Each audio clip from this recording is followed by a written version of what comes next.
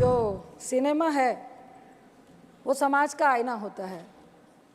हम लोग बड़े हुए हैं सिनेमा देखकर और काफ़ी इन्फ्लुएंस करता है सिनेमा पिक्चर्स हमारी लाइफ में, खासकर युवाओं की लाइफ में।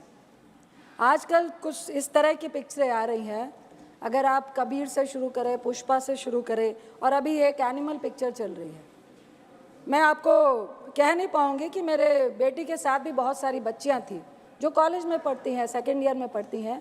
आधी पिक्चर में उठ के रो के चली गई कि इतनी आखिर हिंसा और इतना वायलेंस और महिलाओं के साथ डिसरिस्पेक्ट को जस्टिफाई करना पिक्चरों के द्वारा, मुझे लगता है कबीर में जिस तरह वो अपनी वाइफ को ट्रीट करता है और इस मूवी में जिस तरह से वाइफ को ट्रीट करता है और लोग और समाज और पिक्चर भी उसको जस्टिफाई करते दिखा रही है, ये बहुत ही सोचनीय विषय है। दूसरा, युवाओं पे सभापति जी बहुत सारे ऐसे एग्जाम्पल्स हैं कि इन पिक्चरों का, इन वायलेंस का और गलत नेगेटिव रोल को हीरो की तरह पेश करने में हमारे आज के खासकर 11वीं और 12वीं के बच्चे इनको रोल मॉडल मानने लगे हैं। कई इस तरह की हिंसा हमें समाज में देखने को मिल रही है, जो एग्जाम्पल और जो उदाहरण वो पिक्चरों से लेकर आते हैं। तीसरा, उच्च कोटि का इतिहास है पंजाब का, हरि सिंह नलवा का। उसमें एक गाना है कि फड़ के गंडासी मारी अर्जन वैली ने।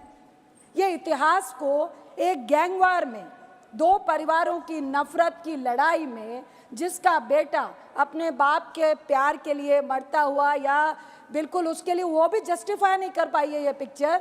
और उसमें वो सरेआम हॉस्टल में, कॉलेज में, बिल्डिंग्स में बड़े बड़े हथियार लेकर मारता है और कोई कानून, कोई लॉ एंड ऑर्डर, उसको कोई सजा नहीं जाता है। ये भी हम पिक्चर में जस्टिफाई कर रहे हैं। जहाँ तक अर्जन वैली का सवाल है उपसभापति जी, हरि सिंह नलवा जो कमांडर इन चीफ थे सिख फौज के, जिन्होंने मुगलों के खिलाफ, जिन्होंने अंग्रेजों के खिलाफ उनकी बढ़ती हुई सत्ता को रोकने के लिए लड़ाई लड़ी थी, उनका बेटा था अर्जन सिंह नलवा, जो पाकिस्तान के गुजरात से, वो जब पूरा इंडिया हमारा एक साथ था और उन्होंने कई मुसलमानों को 1947 में बचाने का काम किया था। इस उच्च कोटि के इतिहास को आप एक गैंगवार में, आप उस गाने को बैकग्राउंड में दिखा के, जो हमारी धार्मिक आस्था को भी बहुत ज़्यादा दर्द महसूस करवाता है।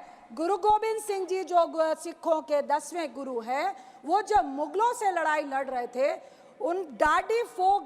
एक डाडी फोक होता है जिसके तहत आप एक फोक सॉन्ग के तहत अपनी फौज को जोश पैदा करते हैं। सर, मेरा एक ही सवाल है, 30 सेकंड माइक ऑन कीजिए प्लीज सर।